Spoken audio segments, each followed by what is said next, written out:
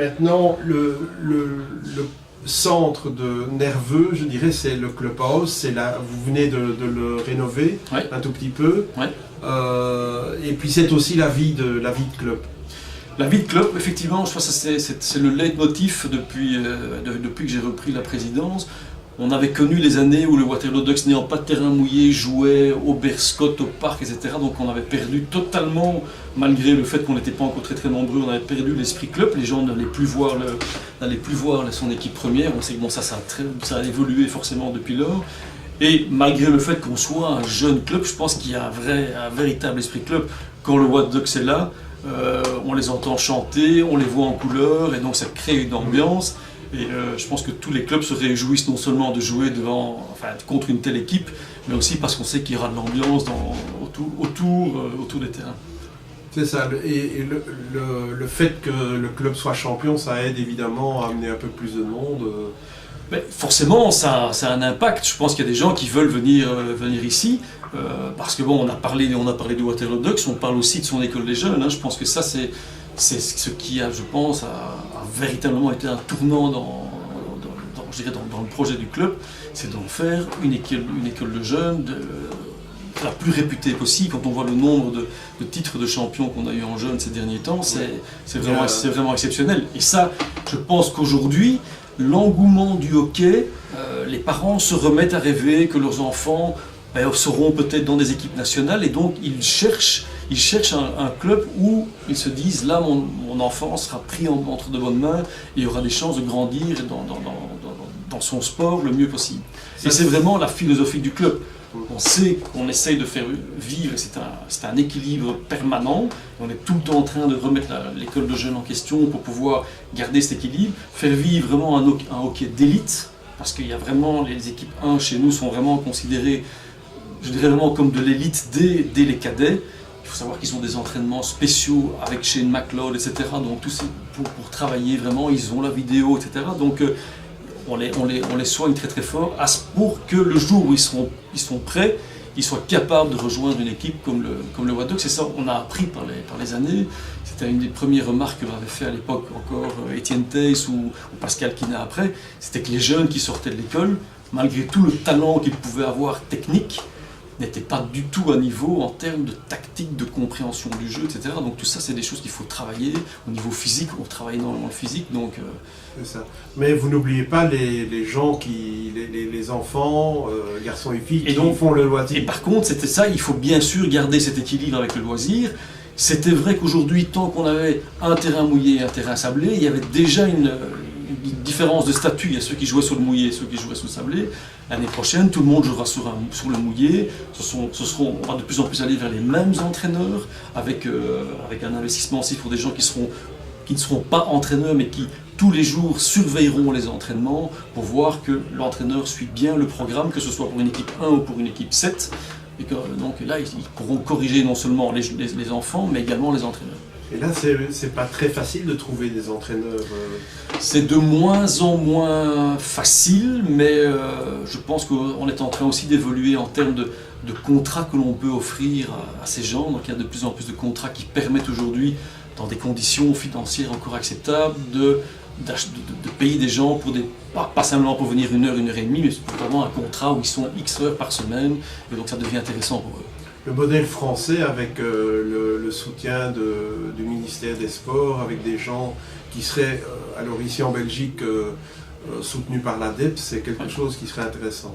Ce serait intéressant. Maintenant, avec la scission, les contraintes aussi deviennent de plus en plus grandes, puisqu'aujourd'hui, il faut avoir des qualifications, non seulement hockey, mais des qualifications ADEPS, qui aujourd'hui aussi vont, à partir du moment où les entraîneurs auront ces qualifications, donnent accès à des subsides qui n'existaient pas avant. Donc les clubs ont accès à des subsides parce que leurs entraîneurs ont des qualifications. Donc la scission est favorable. Mais aujourd'hui, je pense que si même toujours sur le fond on se dit que c'est pas ce qu'on voulait, aujourd'hui en tout cas on ressent, en tout cas au niveau des clubs et certainement du côté francophone, on ressent qu'il y a quand même eu beaucoup d'attention. Le ministre Antoine a quand même fait un énorme effort sur le hockey, pas que sur le hockey, mais il a quand même été très attentif au sport, et le hockey en a bénéficié beaucoup plus que ça n'aurait été le cas avant. Donc avec un encadrement qui va se professionnaliser encore plus avec le soutien de l'ADEPS. Néanmoins, les parents, l'encadrement par les parents est quelque chose de nécessaire, de très utile. C'est indispensable. Je crois qu'il n'y a pas, en tout cas, un joueur aujourd'hui en équipe nationale qui est arrivé sans ses parents. C'est les parents qui sont là, qui doivent donner quand même énormément de temps. Quand je vois déjà maintenant l'équipe nationale moins de 15 ans, etc., c'est des entraînements le dimanche, il faut y être, il y a des déplacements tout le temps. Donc les parents sont primordiaux et aussi on en a besoin, nous, dans le club, tout le temps. Mais pas que pour les joueurs de l'élite, pour oui, tout à fait. La fille qui fait son le petit enfant qui rentre en écureuil, on le voit, je dirais, toutes les semaines.